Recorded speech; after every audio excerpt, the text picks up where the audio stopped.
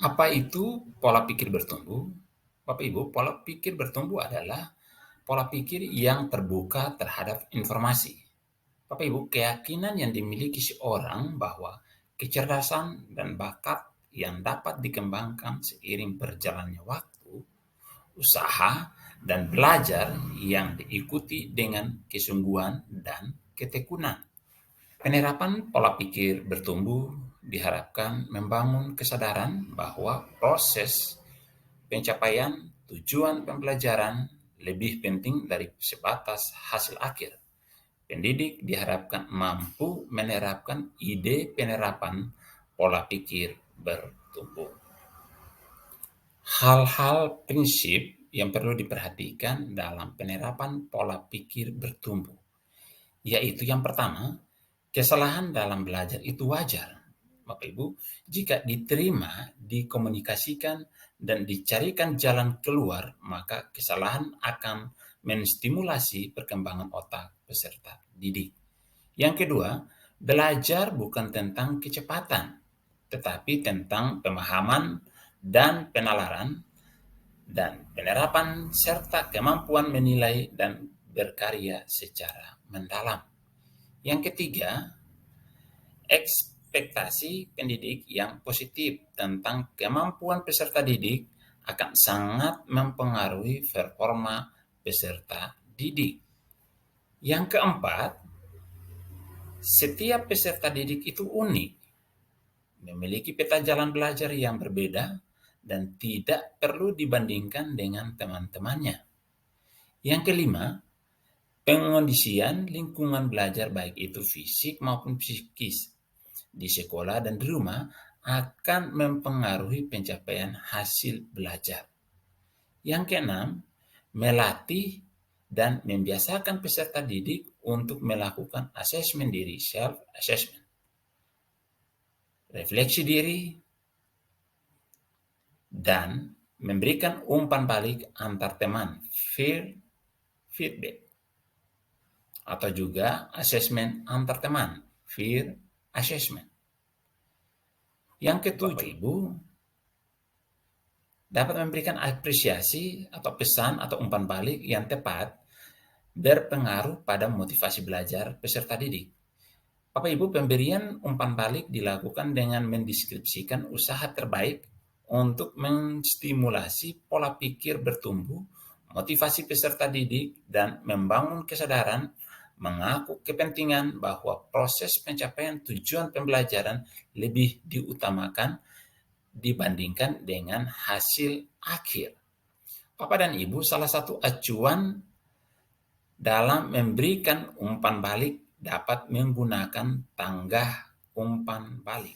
Yaitu kita memulai dengan klarifikasi, melihat nilai, berikan komentar atas kekuatan yang dimiliki atau yang terlihat, berikan perhatian, dan juga berikan saran.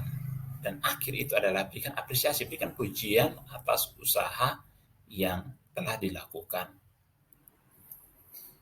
Bapak dan Ibu, hal yang bisa dilakukan untuk membangun pola pikir yang efektif adalah yang pertama, kita sadar dengan pola pikir yang kita miliki. Kedua, analisis cara kita berbicara dengan diri sendiri.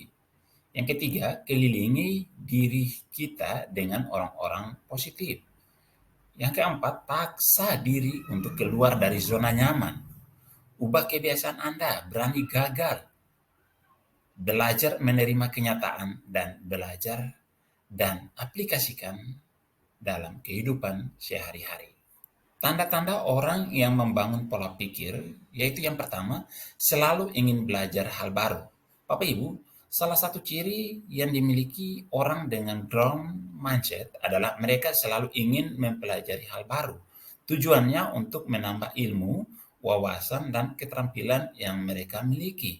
Selain itu, mereka juga bersemangat untuk mengembangkan potensi dan bakat di dalam diri mereka. Selalu belajar hal baru tentu dapat mengembangkan berbagai skill baru pula yang berguna untuk mengembangkan karya yang diimpikan itu. Yang kedua, menganggap tantangan sebagai cara untuk bertumbuh. Yang ketiga, menjadikan kegagalan sebagai pembelajaran. Yang keempat, bersedia menerima saran dan kritik dan fokus pada proses.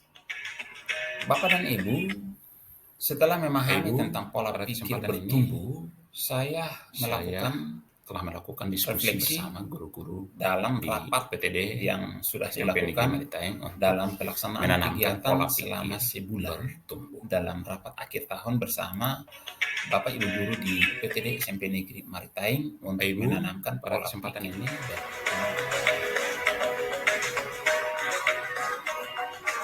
Bapak dan Ibu, refleksi yang saya lakukan dalam rapat evaluasi di akhir bulan terhadap asesmen, saya mencoba untuk menggunakan model segitiga refleksi. Dalam segitiga refleksi, ada 4 pertanyaan pokok yang tentunya harus dijawab oleh Bapak dan Ibu guru dalam melakukan refleksi tentang asesmen.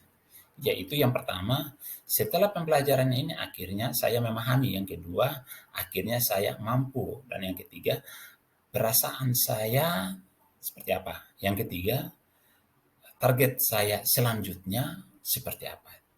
4 pertanyaan inilah yang akan dijadikan bahan refleksi untuk dilakukan kegiatan refleksi terhadap asesmen. Dari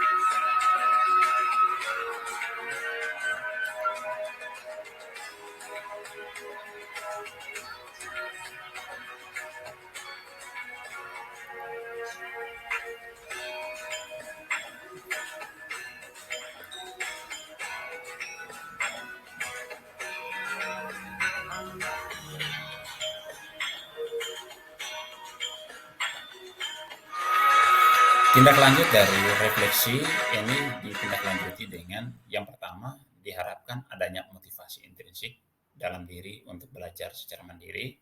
Dalam hal ini bisa mengakses PMM. Yang kedua, melakukan penguatan melalui kegiatan IHT tentang asesmen diagnostik, asesmen formatif, dan asesmen sumatif.